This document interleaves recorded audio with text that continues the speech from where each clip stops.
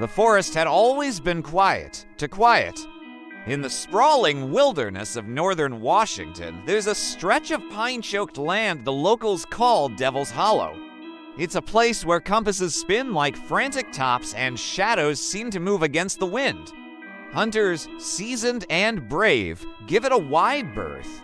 Hikers have a nasty habit of vanishing within its borders. And yet, every few years, a lost soul wanders in, chasing silence or perhaps redemption. This time, it was Thomas Grady. Thomas hadn't set foot near Devil's Hollow since the night his brother, Caleb, disappeared. 20 years ago, they were just kids camping near the old logging trail. One moment, they were laughing around a crackling fire. The next, Caleb was gone. There was no scream, no sign of a struggle, just an unnerving silence where a boy used to be. The search parties combed the woods for weeks, but they found nothing. No blood, no tracks. Just a single deer antler, snapped cleanly in half, lying on the ground where Caleb had been sleeping. Now, 2 decades later, Thomas was back. He was older, his face etched with a quiet anger that never quite faded. He was a man haunted by a ghost he could never see. He carried a heavy rifle, a powerful flashlight, and a worn leather journal filled with his brother's last words, cryptic entries scribbled in a frantic, desperate hand. It watches, it waits, it wears the dark. Thomas wasn't just here to remember. He was here for answers. He was here to hunt. The first night passed without incident. Thomas sat by his fire, the silence of the woods a heavy blanket, the memories of that last night with Caleb playing on a loop in his mind. But the second night was different. He woke with a jolt to the sound of breathing. It wasn't his own, and it definitely wasn't human. It was a slow, deep, guttural sound, like something massive was just outside the ring of his firelight. He grabbed his flashlight, its beam cutting through the oppressive dark, and scanned the tree line. Nothing moved. But the air felt wrong, thick, electric, as if the entire forest was holding its breath, waiting. His flashlight flickered once, twice, then died, plunging him into near-total darkness. The fire had dwindled to glowing embers. And in that profound silence, a whisper snaked through the trees, a sound so close it could have been right behind him. Thomas. It was a dry, rasping sound, like dead leaves skittering across pavement. He spun around, heart hammering against his ribs. No one was there, and then he saw it. Standing between 2 ancient pines was a figure. It was impossibly tall and twisted, its limbs long and misshapen, like branches bent into a grotesque human form. Its eyes glowed faintly in the gloom, 2 dim embers buried in a face of shadow, and curling from its skull were antlers, jagged and bone-white, stark against the night. It didn't move. It didn't blink. It just stood there, watching him. Panic seized Thomas. He scrambled to his feet, grabbing his pack, and fled. He ran deeper into the woods, chasing the promise of daylight, his only thought to put as much distance as possible between himself and that silent, watching horror. But the forest seemed to conspire against him. The paths he followed would inexplicably loop back on themselves. Familiar landmarks vanished, replaced by an endless sea of identical, menacing trees. He was lost, utterly and completely lost. He stumbled into a clearing he hadn't seen before, a place that felt profoundly wrong. It was a graveyard of trees, hundreds of them, dead and gray, their bark stripped away. And from the trunk of each one, a set of antlers had been impaled, like macabre trophies. In the center of this disturbing circle stood a stone altar, its surface blackened by countless fires. Strange symbols were carved into the stone, and they seemed to pulse with a faint, sickly light like veins throbbing just beneath the skin. Against his better judgment, Thomas found himself drawn toward it, compelled by something ancient and malevolent. He reached out a trembling hand and touched the cold stone.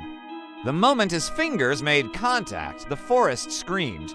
It wasn't a sound he heard with his ears, but with his soul a psychic shriek of agony and rage that echoed through the very marrow of his bones.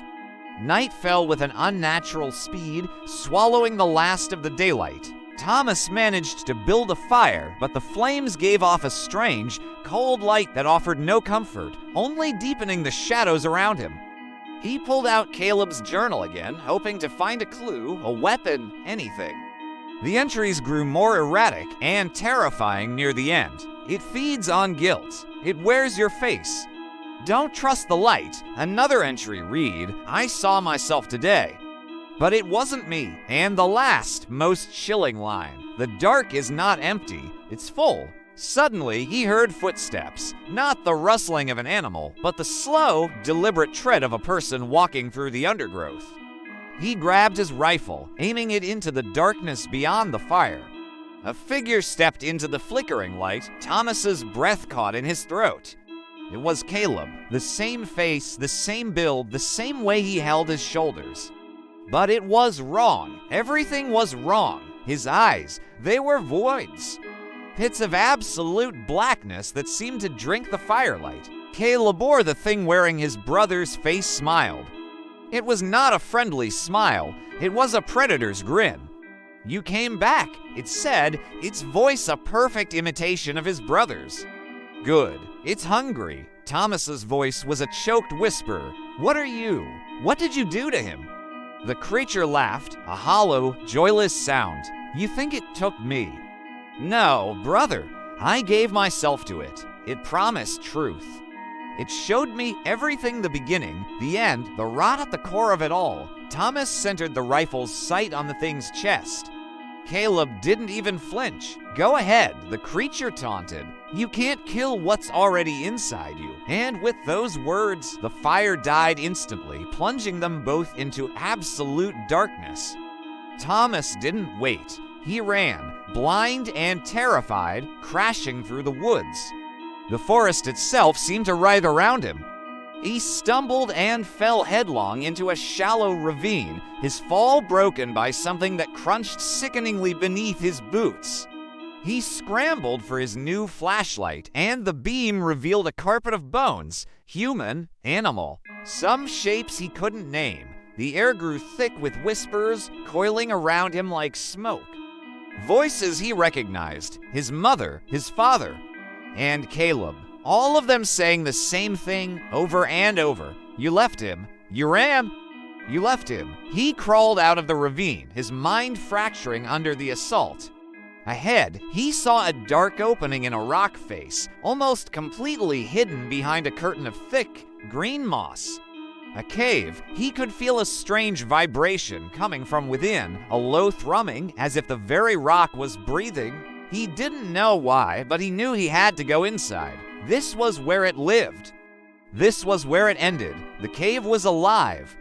The walls pulsed with a faint, rhythmic glow, and the air was warm and moist, like the inside of a lung.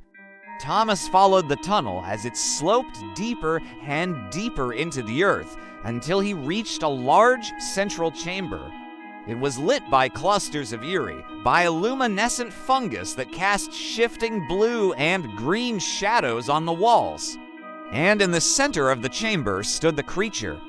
It was no longer wearing Caleb's face. It wasn't human at all. It was tall and skeletal, draped in living shadows that writhed and coiled around its form. Its face was a shifting, horrifying mask. One moment it was Caleb. The next it was Thomas's own face staring back at him. Then it was a featureless void. The bone-white antlers still crowned its head, but now they dripped with a thick, black ichor that sizzled where it hit the stone floor. It spoke, but not with a voice. The words bloomed directly inside his mind. You are mine. Instinct took over. Thomas raised the rifle and fired. The sound was deafening in the enclosed space, but the bullet didn't hit. It flew toward the creature and simply vanished into the swirling darkness of its body, absorbed without a trace. A silent, mocking laughter echoed in his skull. In that moment, Thomas dropped the rifle. He understood. It was all horribly clear. The devil in the dark didn't just kill, it consumed. It fed on regret, guilt, and painful memories. It had feasted on Caleb's loneliness and fear, and now it wanted Thomas's to decades of guilt. But Thomas had one thing left that the creature couldn't take: choice. He reached into his pack and pulled out Caleb's worn leather journal. With a surge of defiant purpose, he ripped out the first page and threw it into a cluster of glowing fungus. The page ignited with an unnatural blue flame. The creature in the center of the room let out a psychic scream of pain. Thomas tore out another page and another, feeding them one by one to the magical fire. With each page that burned, the creature shrieked and convulsed, its shadowy form flickering and weakening. The cave shook violently. A brilliant, clean light erupted from the flames, driving the shadows back. Thomas woke at dawn. He was lying in the clearing of Antlers. But it was different now. The altar was gone. The impaled antlers had crumbled to dust. The dead trees looked alive, with new green shoots sprouting from their gray bark. He stumbled back the way he came, finding the trailhead with an ease that felt like a gift. He wasn't sure if he'd escaped, or if he'd simply been released. He reached into his pocket and found a single scorched page remaining from the journal. On it were the last words he'd read. "It wears the dark, but it fears the flame." Thomas looked back at the forest, a grim smile touching his lips. He would be back, not to hunt, but to warn. 3 months later, another hiker vanished in Devil's Hollow. The search party found only 2 things near their abandoned campsite: a single snapped deer antler and a scorched piece of paper on which was written, "It watches. It waits. It wears your face. Thanks for watching." If you enjoyed this dive into the dark, don't forget to like, subscribe, and hit that notification bell so you don't miss our next story. Stay safe out there.